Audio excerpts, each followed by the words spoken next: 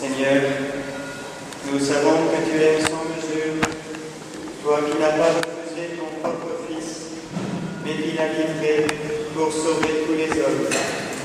Aujourd'hui encore, montre-nous ton amour. Nous voulons suivre le Christ qui marche librement vers sa mort. Soutiens-nous comme tu l'as soutenu et sanctifie-nous dans le mystère de sa Pâque. Par Jésus le Christ, notre Seigneur. Amen.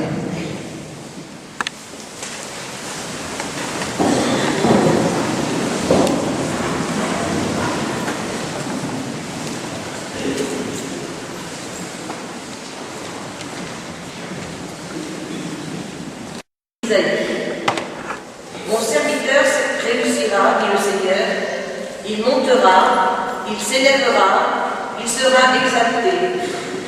La multitude avait été consternée en le voyant, car il était si défiguré qu'il ne ressemblait plus à un homme. Il n'avait plus l'aspect d'un fils d'Adam. Et voici qu'il consacrera une multitude de nations. Devant lui, les rois resteront bouche bée, car ils verront ce qu'on ne leur avait jamais dit. Ils découvriront ce dont ils n'avaient jamais entendu parler. Qui aurait cru ce que nous avons entendu? À qui la puissance du Seigneur a-t-elle été ainsi révélée? Devant Dieu, le serviteur a poussé comme une plante chétive, enracinée dans une terre aride. Il n'était ni beau, ni brillant pour attirer nos regards. Son extérieur n'avait rien de plaire. Il était méprisé, abandonné de tous. Homme de douleur, familier de la souffrance, semblable au lépreux dont on se détourne. Et nous l'avons méprisé, compté pour rien. Pourtant, c'était nos souffrances qu'il portait, nos douleurs dont il était chargé. Et nous pensions qu'il était châtié, frappé par Dieu, humilié. Or, c'est à cause de nos fautes qu'il a été transpercé. C'est par nos péchés qu'il a été broyé. Le châtiment qui nous obtient la paix est tombé sur lui.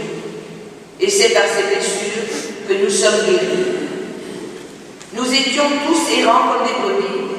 Chacun suivait son propre chemin. Mais le Seigneur a fait retomber sur lui nos fautes à nous tous. Maltraité, il s'humilie. Il n'ouvre pas la bouche. Comme un agneau conduit à l'abattoir, comme une brebis muette devant les tondeurs, il n'ouvre pas la bouche. Arrêté, puis jugé, il a été supprimé. Qui donc s'est soucié de son destin? Il a été retranché de la terre des vivants, frappé à cause des péchés de son peuple. On l'a enterré avec les mécréants. Son tombeau est avec ceux des enrichis. Et pourtant, il n'a jamais commis l'injustice, ni proféré le mensonge. Broyé par la souffrance, il a plu au Seigneur. Mais s'il fait de sa vie un sacrifice d'expiation, il verra sa descendance, il prolongera ses jours. Par lui s'accomplira la volonté du Seigneur. À cause de ses souffrances, il verra la lumière, il sera comblé. Parce qu'il a connu la souffrance, le juste, mon serviteur, justifiera les multitudes, il se chargera de leurs péchés. C'est pourquoi je lui donnerai la multitude en partage. Les puissants seront la part qu'il recevra, car il s'est dépouillé lui-même jusqu'à la mort. Il a été compté avec les pécheurs, alors qu'il portait le péché des multitudes et qu'il intercédait pour les pécheurs. Parole du Seigneur.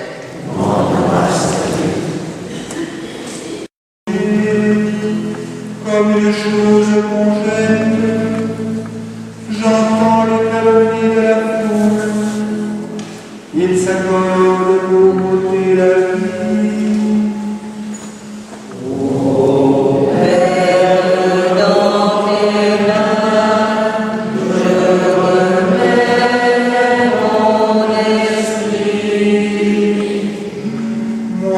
Je suis sûr de toi, Seigneur. Je dis, tu es mon Dieu.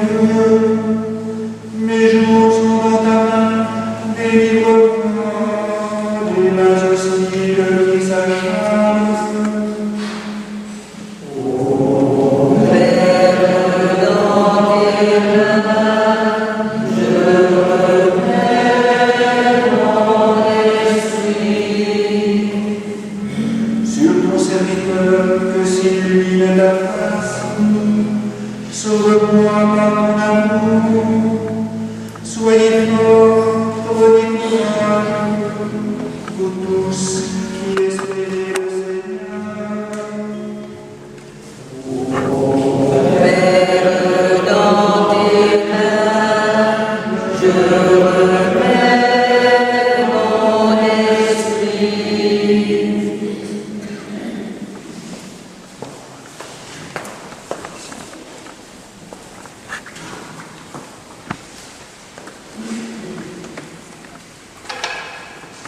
Lecture de la lettre aux Hébreux. Frères, en Jésus, le Fils de Dieu, nous avons le grand prêtre par excellence, celui qui a pénétré au-delà des cieux. Tenons donc ferme l'affirmation de notre foi. En effet, le grand prêtre que nous avons n'est pas incapable, lui, de partager nos faiblesses. En toutes choses, il a connu l'épreuve, comme nous, et il n'a pas péché. Avançons-nous donc avec pleine assurance vers le Dieu Tout-Puissant qui fait grâce pour obtenir miséricorde et recevoir en tant que la grâce de son secours. Le Christ, pendant les jours de sa vie mortelle, a présenté avec un grand cri et dans les larmes sa prière et sa supplication à Dieu qui pouvait le sauver de la mort. Et parce qu'il s'est soumis en tout, il a été exaucé. Bien qu'il soit le Fils, il a pourtant appris l'obéissance par les souffrances de sa passion.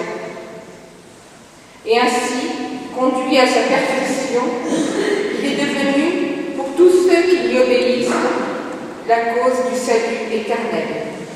Parole du Seigneur. Nous rendons grâce à Dieu.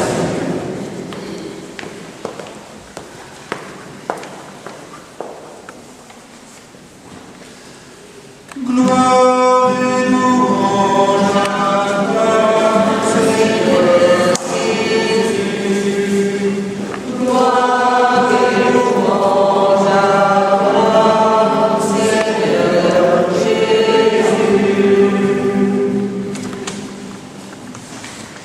La passion de notre Seigneur Jésus-Christ selon Saint Jean. Après le repas, Jésus sortit avec ses disciples et traversa le torrent du Cédron. Il y avait là un jardin dans lequel il entra avec ses disciples. Judas, qui le livrait, connaissait l'endroit lui aussi, car Jésus y avait souvent réuni ses disciples. Judas prit donc avec lui un détachement de soldats et des gardes envoyés par les chefs des prêtres et des pharisiens. Ils avaient des lanternes, des torches et des armes. Alors, Jésus, sachant tout ce qui allait lui arriver, s'avança et leur dit: Qui cherchez-vous? Jésus de Nazareth. C'est moi. Judas, qui le livrait, était au milieu d'eux. Quand Jésus leur répondit: C'est moi, ils reculèrent et ils tombèrent par terre. Il leur demanda de nouveau: Qui cherchez-vous? Jésus de Nazaréen. Je vous l'ai dit, c'est moi. Si c'est bien moi que vous cherchez, cela, laissez-les partir. Ainsi s'accomplissait la parole qu'il avait dite: Je n'ai perdu aucun de ceux que tu m'as donnés. Alors Simon-Pierre, qui avait une épée, la tira du fourreau, il frappa le serviteur du grand prêtre et lui coupa l'oreille droite. Le nom de ce serviteur était Malchus. Jésus dit à Pierre: Remets ton épée au fourreau. Est-ce que je vais refuser la coupe que le Père m'a donnée à boire? Alors, les soldats, le commandant et les gardes juifs se saisissent de Jésus et l'enchaînent. Ils l'amenèrent d'abord chez Anne, beau-père de Caïphe, le grand prêtre de cette année-là. C'est Caïphe qui avait donné aux Juifs cet avis: il vaut mieux qu'un seul homme meure pour tout le peuple. Simon-Pierre et un autre disciple suivaient Jésus. Comme Comme ce disciple était connu du grand prêtre, il entra avec Jésus dans la cour de la maison du grand prêtre, mais Pierre était resté dehors, près de la porte. Alors, l'autre disciple, celui qui était connu du grand prêtre, sortit, dit un mot à la jeune servante qui gardait la porte et fit entrer Pierre. La servante dit alors à Pierre: N'es-tu pas, toi aussi, un des disciples de cet homme-là? Non, je n'en suis pas. Les serviteurs et les gardes étaient là. Comme il faisait froid, ils avaient allumé un feu pour se réchauffer. Pierre était avec eux et se chauffait lui aussi. Or, le grand prêtre questionnait Jésus sur ses disciples et sur sa doctrine. Jésus lui répondit: J'ai parlé au monde ouvertement. J'ai toujours enseigné dans les synagogues et dans le temple, là où tous les Juifs se réunissent, et je n'ai jamais parlé en cachette. Pourquoi me questionnes-tu? Ce que j'ai dit, demande-le à ceux qui sont venus m'entendre. Eux savent ce que j'ai dit. À cette réponse, un des gardes qui était à côté de Jésus lui donna une gifle en disant: C'est ainsi que tu réponds au grand prêtre? Si j'ai mal parlé, montre ce que j'ai dit de mal, mais si j'ai bien parlé, pourquoi me frappes-tu? Anne l'envoya, toujours enchaîné, au grand prêtre Caïphe. Simon-Pierre était donc en train de se chauffer. On lui dit: N'es-tu pas un de ses disciples toi aussi? Non, je n'en suis pas. Un des serviteurs du grand prêtre, parent de celui à qui Pierre avait coupé l'oreille, insista: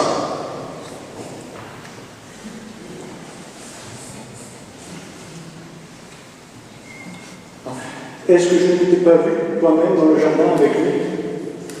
Encore une fois, Pierre nia. À l'instant, le coq chanta. Le Christ s'est fait donner Istanbul jusqu'à la mort et la mort sur la croix. Jusqu'à la mort et la mort sur la croix. Alors, on amène Jésus de chez Caïphe au palais du gouverneur. C'était le matin. Les Juifs n'entrèrent pas eux-mêmes dans le palais, car ils voulaient éviter une sousure qui les aurait empêchés de manger l'agneau pascal. Pilate vint au dehors pour leur parler. Quelle accusation portez-vous contre cet homme? S'il ne s'agissait pas d'un malfaiteur, nous ne te l'aurions pas livré. Reprenez-le et vous le jugerez vous-même, suivant votre loi. Nous n'avons pas le droit de mettre quelqu'un à mort. Ainsi s'accomplissait la parole que Jésus avait dite pour signifier de quel genre de mort il allait mourir. Alors Pilate rentra dans son palais, appela Jésus et lui dit: Es-tu le roi des Juifs? Dis-tu cela de toi-même, ou bien parce que d'autres te l'ont dit?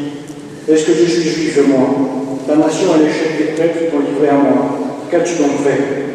Ma royauté ne vient pas de ce monde. Si ma royauté venait de ce monde, j'aurais des gardes qui se seraient battus pour que je ne sois pas livré aux Juifs. Non, ma royauté ne vient pas d'ici.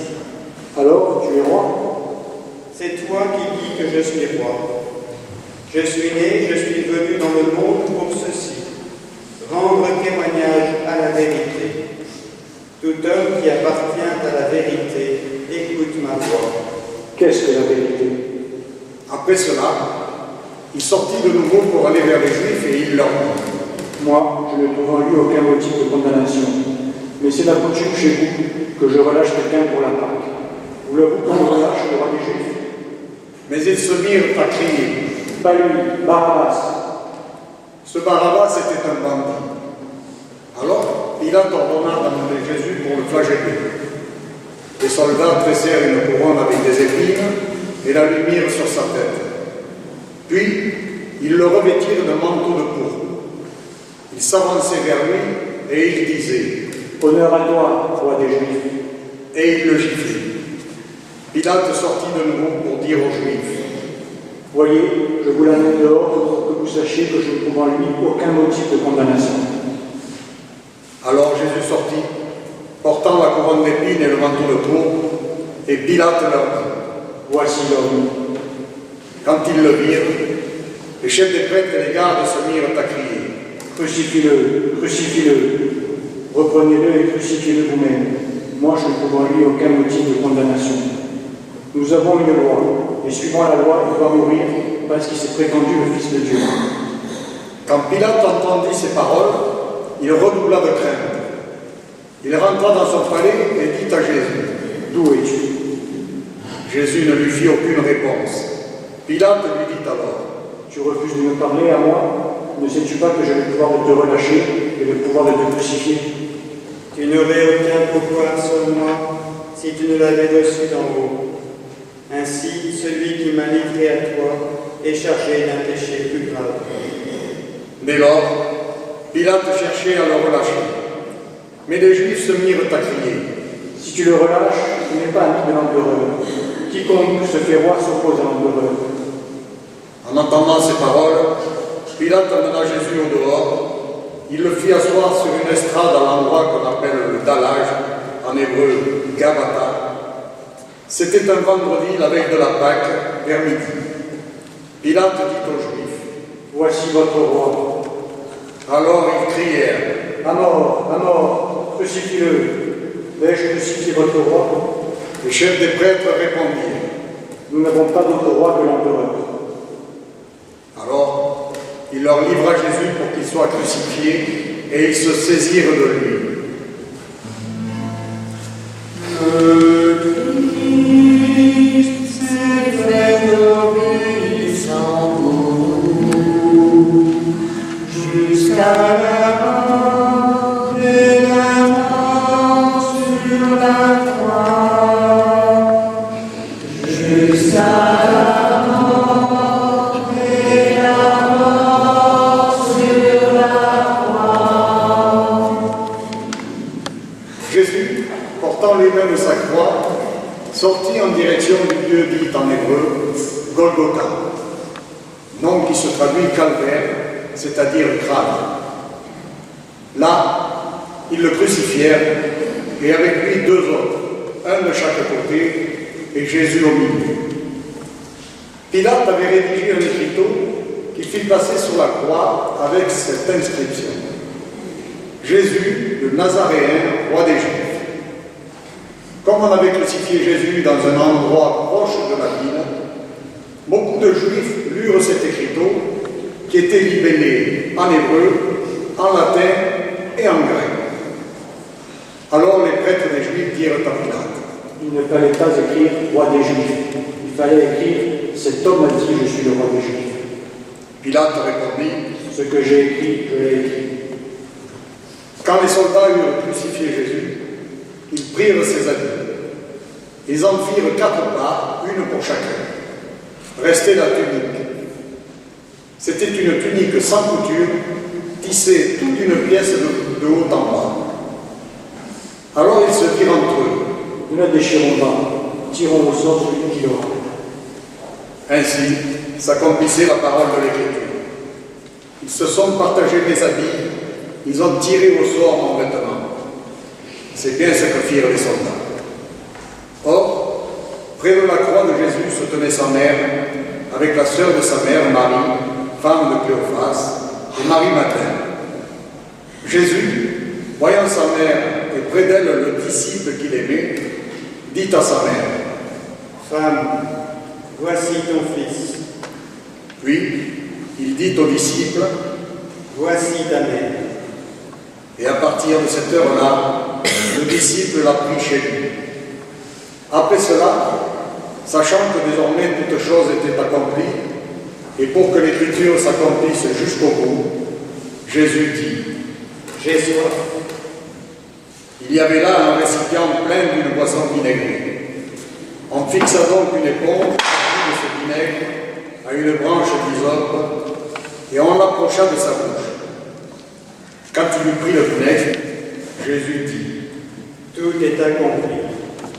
puis, inclinant la tête, il remit l'esprit.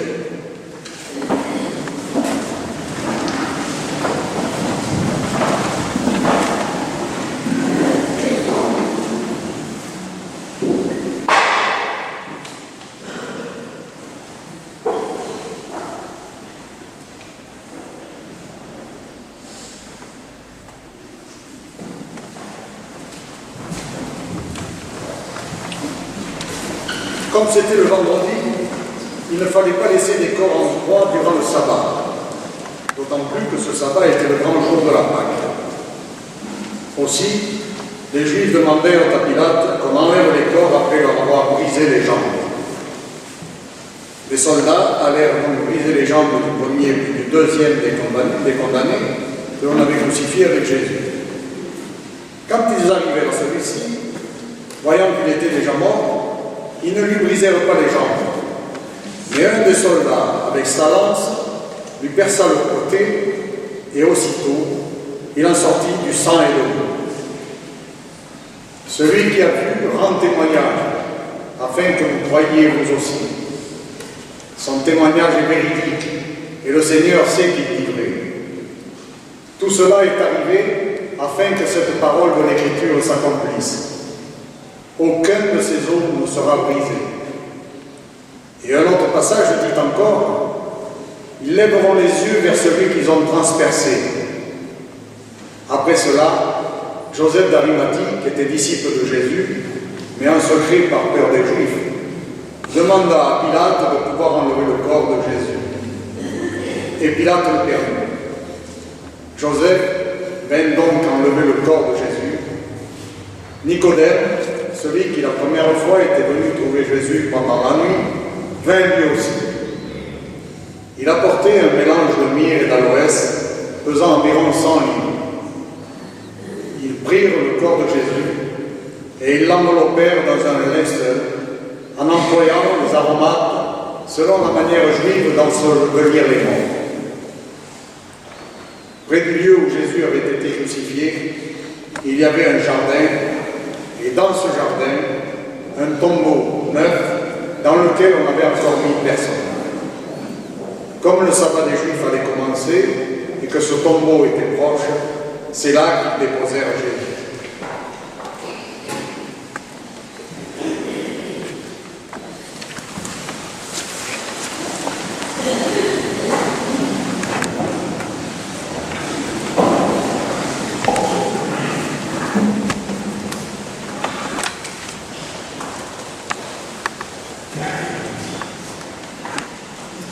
Hier soir, frères et sœurs, nous avons fait mémoire de la Sainte Seine, de ce jour où Jésus a fait ce geste surprenant de prendre du pain, de le partager en disant ceci est mon corps. Jésus faisait comprendre le sens de ce qui allait se passer le lendemain, le vendredi. Sur le moment, les disciples, les apôtres n'ont pas compris. C'est après qu'ils ont repensé à ce qui s'était passé le jeudi soir. Et ils ont compris que Jésus voulait leur faire comprendre que cette mort de Jésus sur la croix, ce n'est pas un accident, c'est une vie donnée. Et donc, nous venons ce soir entendre ce long récit de la Passion. Nous voulons aujourd'hui suivre Jésus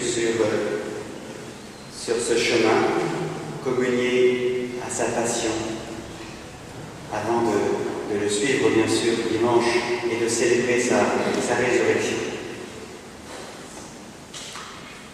Quelques mots simplement sur ce récit. On pourrait en parler pendant des heures et des heures, mais c'est peut-être bon aussi de l'accueillir dans le silence. Une des choses qui ressortent dans ce récit, c'est que Jésus est vraiment innocent. Il est condamné, mais il est innocent. Mais ce n'est pas simplement Jésus qui est innocent.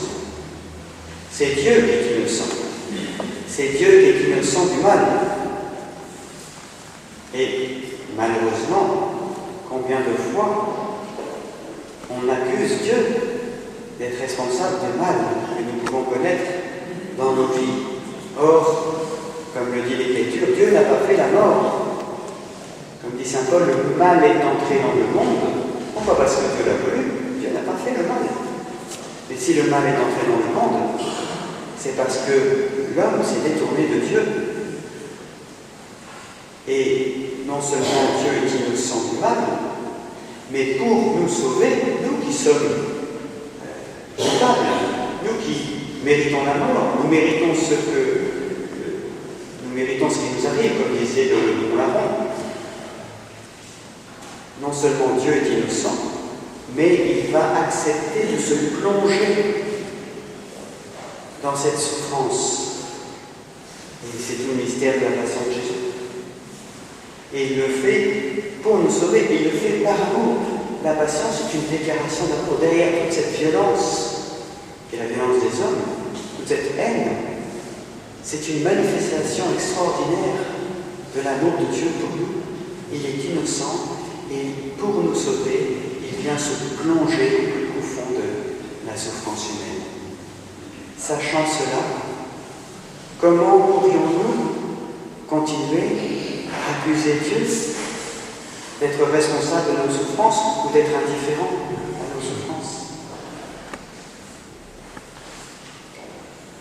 Tout à l'heure, nous allons venir, si nous le souhaitons, pour vénérer la croix. Nous pourrons nous agenouiller devant la croix, la toucher, l'embrasser. C'est un geste étonnant.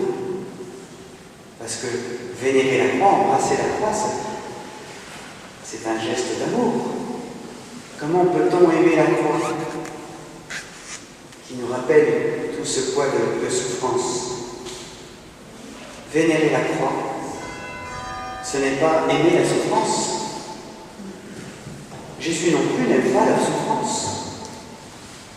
Comment pourrait-on, par exemple, aimer ou se réjouir de la souffrance d'une mère qui perd son enfant? Donc, venir vénérer la croix, ce n'est pas aimer la souffrance.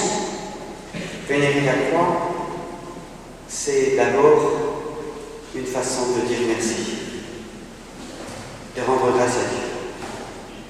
Merci Seigneur, parce que tu as fait ça pour moi. Moi qui suis un pauvre pécheur, tu as tout donné, tu as été jusqu'au bout de l'amour. Mais vénérer la croix, c'est pas simplement dire merci. C'est aussi, si nous le voulons bien sûr, c'est une démarche libre. C'est aussi accepter de vivre nos propres croix, petites ou grandes, de les vivre en communion avec Jésus. Des épreuves, nous en connaissons tous, plus ou moins grandes. Les épreuves que nous vivons en murmurant, en râlant intérieurement, en nous repliant sur nous-mêmes, ces épreuves-là, elles sont stériles. Par contre, celles que nous acceptons d'offrir à Jésus, ces offrandes, ces épreuves que nous acceptons de vivre en communion avec Jésus, non pas dans la révolte, mais dans l'offrande, alors ces offrandes, ces épreuves-là, elles portent du fruit. Elles ont une fécondité pour nous-mêmes, mais aussi d'une façon invisible pour le monde entier. Alors, c'est d'ailleurs une des raisons pour lesquelles nous répondons à l'appel de Jésus chaque dimanche lorsque nous venons à l'Eucharistie. À l'Eucharistie, dimanche après dimanche, au fond, nous venons déposer sur l'autel toutes les épreuves que nous avons pu connaître dans la semaine. Les petites épreuves, les petites contrariétés du quotidien, pour lesquelles parfois on s'énerve tant, mais aussi les épreuves plus lourdes, les grandes épreuves de la vie, la maladie, le deuil, etc. Nous venons à chaque messe, chaque dimanche, nous venons dire à Jésus, voilà, je viens associer des petites épreuves à ta croix. Et au-delà de mes épreuves, c'est même ma vie. C'est ma vie que je viens remettre entre tes mains. À l'exemple de Jésus qui a remis sa vie entre les mains de son Père. Demandons cette grâce d'être dans cette docilité, non pas dans la révolte, non pas dans le murmure intérieur. Dans cette docilité, demandons la grâce de dire au Seigneur, Seigneur, c'est toi mon Sauveur, c'est toi mon Dieu, c'est toi mon Maître. Je remets ma vie entre tes mains, parce que je t'aime et parce que j'ai confiance en toi. Amen.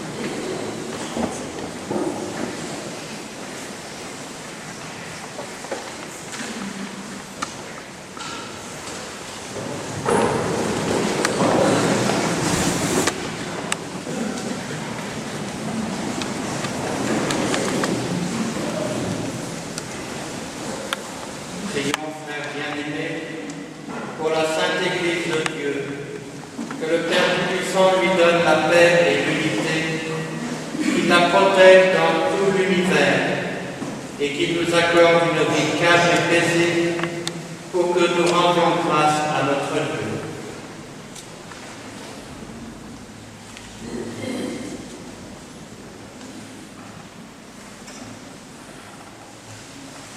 Dieu éternel et tout-puissant, dans le Christ, tu as révélé ta gloire à tous les peuples.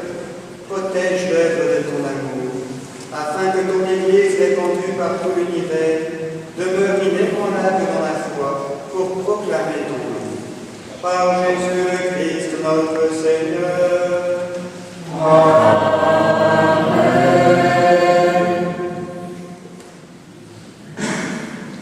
Prions pour notre Saint-Père le Pape François, élevé par Dieu, notre Seigneur, à l'ordre épiscopal, qu'il le garde saint et sauf à son Église, pour gouverner le peuple de Dieu.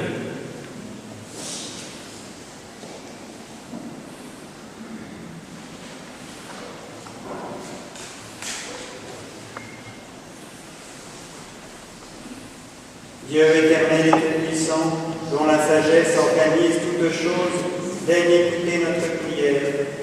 Protège avec amour le pape que tu as choisi, afin que, sous la conduite de ce pasteur, le peuple chrétien que tu gouvernes progresse toujours dans la foi. Par Jésus le Christ, notre Seigneur.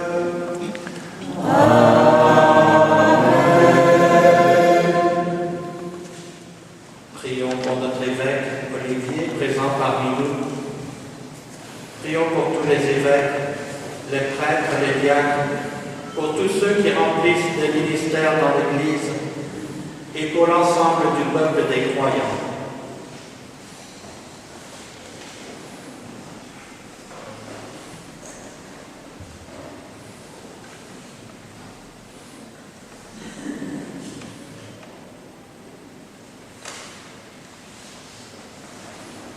Dieu éternel et tout-puissant, dont l'Esprit sanctifie et gouverne le corps entier de l'Église, exauce les prières que nous t'adressons pour tous les ordres de fidèles qui la composent, que chacun d'eux, par le don de ta grâce, te serve avec fidélité.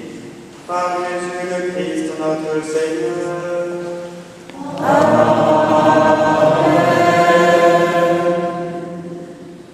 Prions pour les catéchumènes. Que Dieu notre Seigneur ouvre leur intelligence et leur cœur et les accueille dans sa miséricorde. Après avoir reçu le pardon de tous leurs péchés par le bain de la naissance nouvelle, qu'ils soient incorporés à notre Seigneur Jésus-Christ.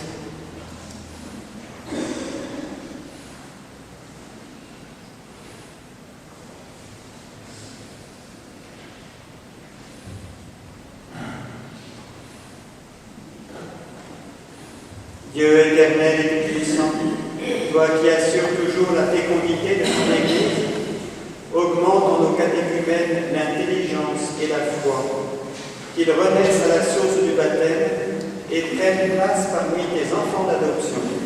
Par Jésus le Christ, notre Seigneur.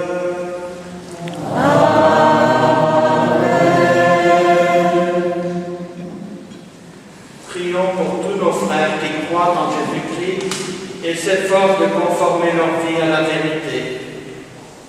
Demandons au Seigneur notre Dieu de les rassembler et de les garder dans l'unité de son Église.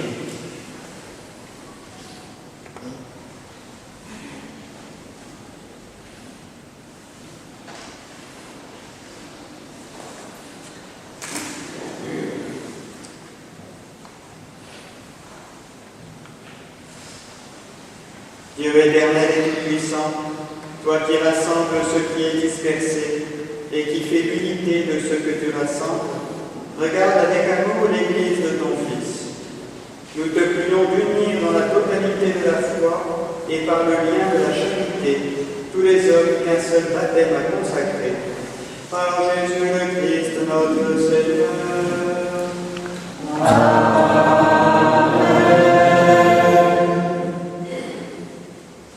Prions pour les Juifs à qui Dieu a parlé en premier qu'il progresse dans l'amour de son nom et la fidélité à son alliance.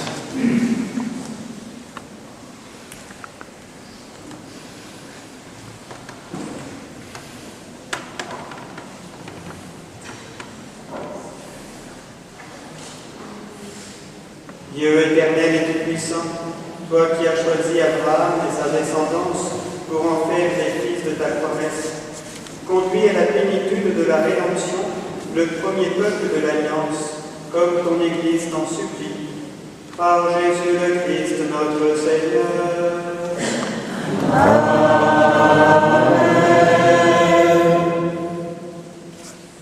Prions pour tous ceux qui ne croient pas en Jésus-Christ. Demandons qu'à la lumière de l'Esprit Saint, ils soient capables, eux aussi, de s'engager pleinement sur le chemin du salut.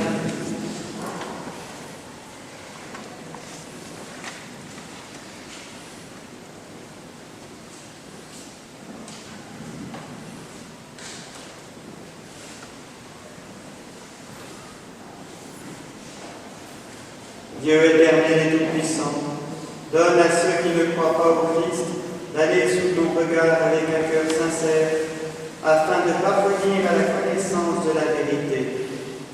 Et donne-nous de mieux nous aimer les uns les autres et d'ouvrir davantage notre vie à la tienne, pour être dans le monde de meilleurs témoins de ton amour. Par Jésus le Christ, notre Seigneur.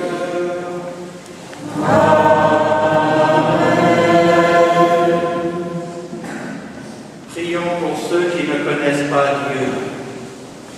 Demandons qu'en obéissant à leur conscience, ils parviennent à le reconnaître.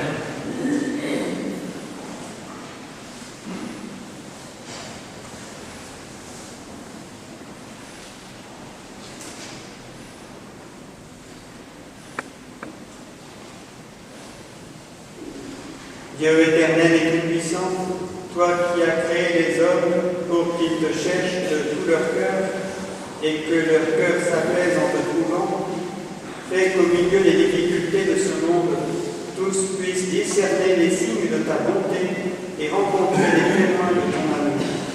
Qu'ils aient le bonheur de te reconnaître, toi le seul vrai Dieu et le Père de tous les hommes. Par Jésus le Christ, notre Seigneur.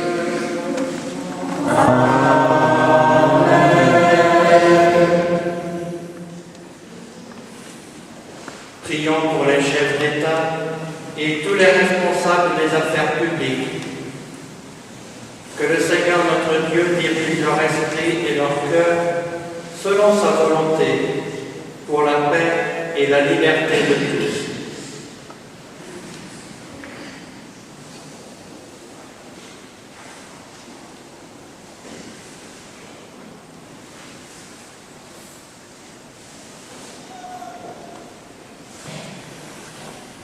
Dieu éternel et tout-puissant, toi qui tiens en ta main le cœur des hommes et garantis les droits des peuples, viens en aide à ceux qui exercent le pouvoir.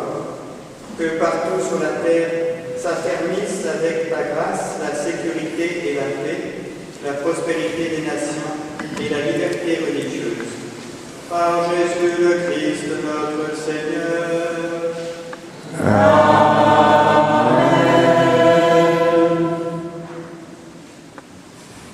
Frères bien-aimés, prions Dieu le Père Tout-Puissant d'avoir pitié des hommes dans l'épreuve, qu'il débarrasse le monde de toute erreur, qu'il chasse les épidémies et repousse la famine, qu'il vide les prisons et délivre les captifs, qu'il protège ceux qui voyagent, qu'il ramène chez eux les exilés, qu'il donne la force aux malades et accorde le salut aux mourants.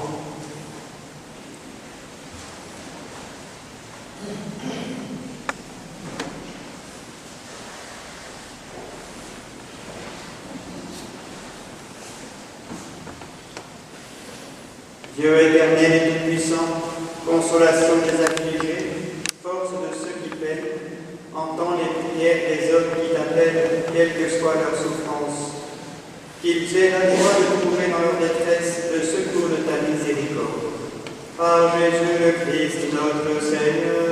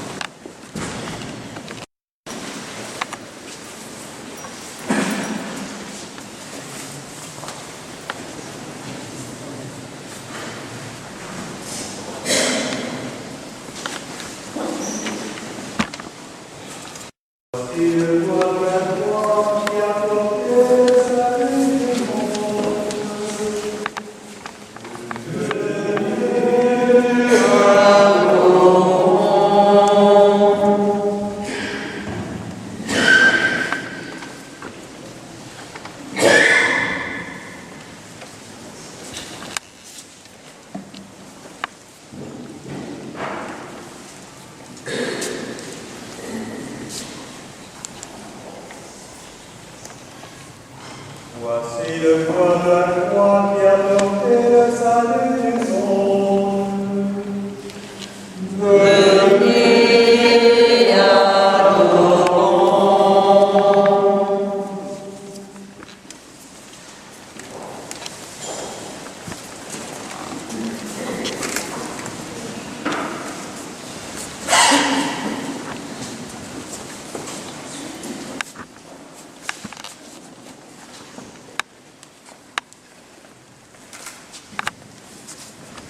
Voici le poids de la croix qui a porté le salut du monde.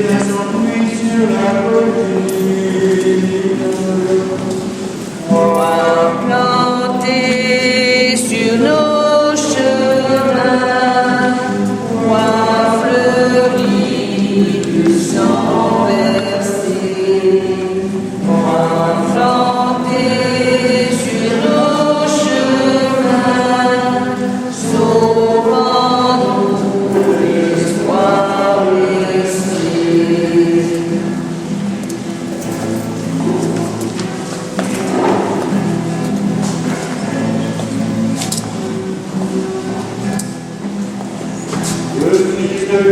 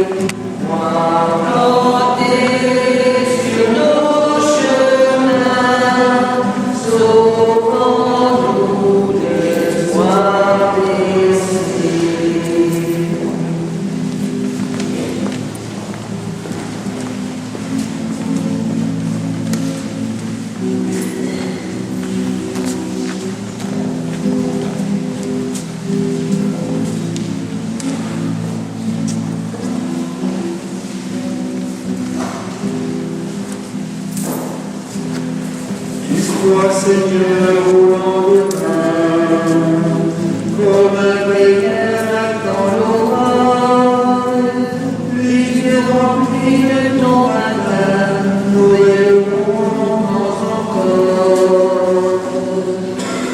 Toi, planté sur nos chemins, toi, fleuri du sang versé.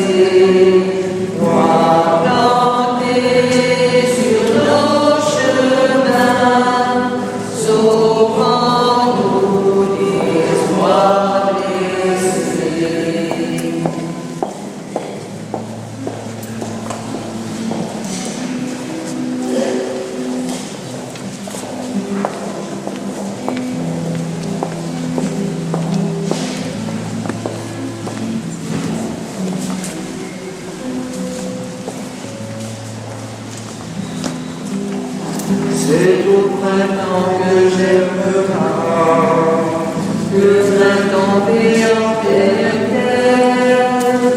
Bientôt la vague fleurira comme une gerbe de lumière. Moi planté sur nos chemins, toi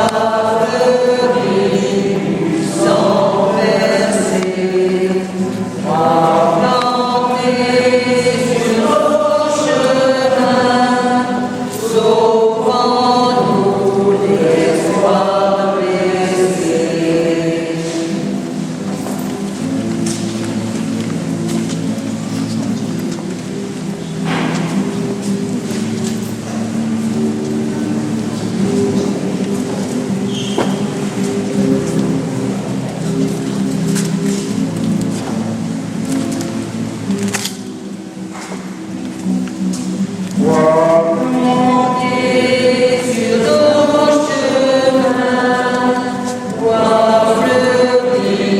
du sang versé.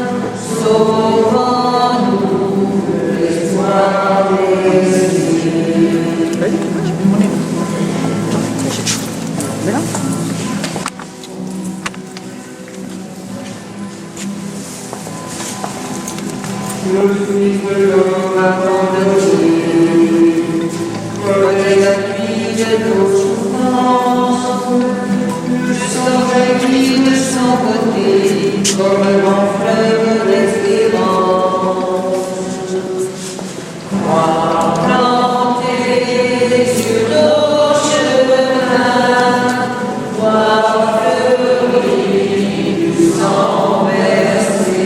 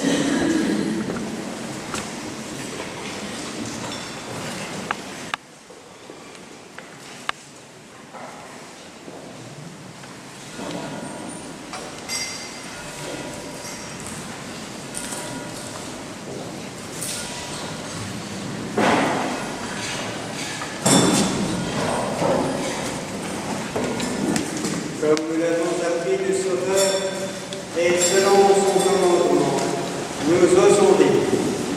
Notre Père, qui es aux cieux, que ton nom soit sanctifié, que ton règne vienne, que ta volonté soit faite sur la terre comme au ciel. Donne-nous aujourd'hui notre pain de ce jour. Pardonne-nous nos offenses, comme nous pardonnons aussi à ceux qui nous ont offensés. Et ne nous mets pas à la tentation, mais délivre-nous du mal. Délivre-nous de tout mal, Seigneur, et donne la paix à notre temps. Par ta miséricorde, libère-nous du péché, rassure-nous devant les épreuves, en cette vie où nous espérons le bonheur que tu promets et l'avènement de Jésus-Christ, notre Sauveur. Car c'est à toi qu'appartiennent le règne, la puissance et la gloire pour les siècles des siècles.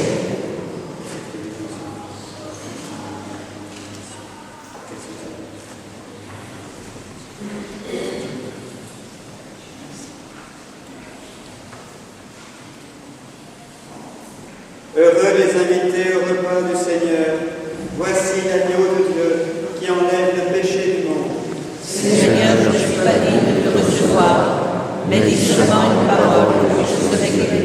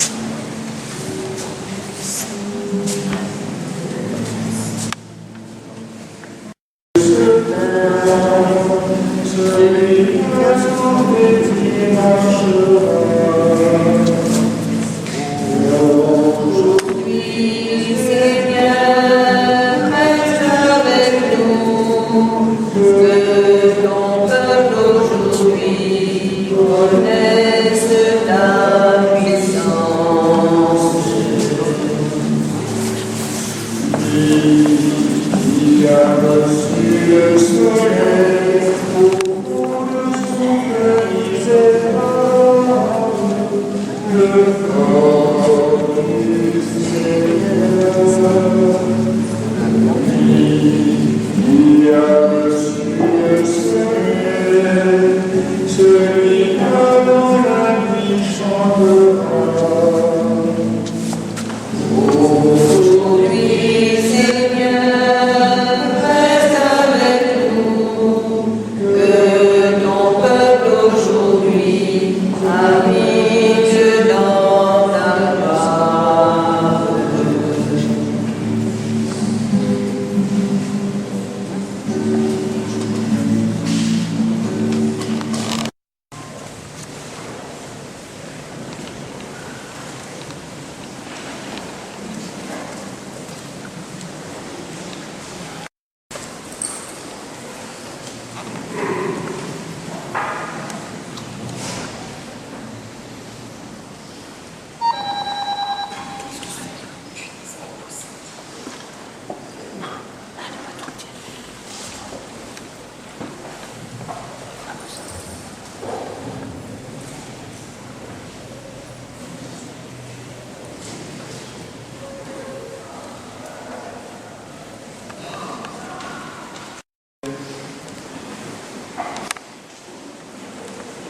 Dieu de puissance et de miséricorde, toi qui nous as renouvelés par la mort et la résurrection de ton Christ, entretiens en nous l'œuvre de ton amour. Que notre communion à ce mystère consacre notre vie à ton service. Par Jésus le Christ, notre Seigneur. Amen. Que ta bénédiction, Seigneur, descende en abondance sur ton peuple qui a célébré la mort de ton Fils dans l'espérance de sa propre résurrection. Accorde-lui pardon et réconfort, augmente sa foi, assure son éternelle rédemption. Par Jésus le Christ, notre Seigneur. Amen.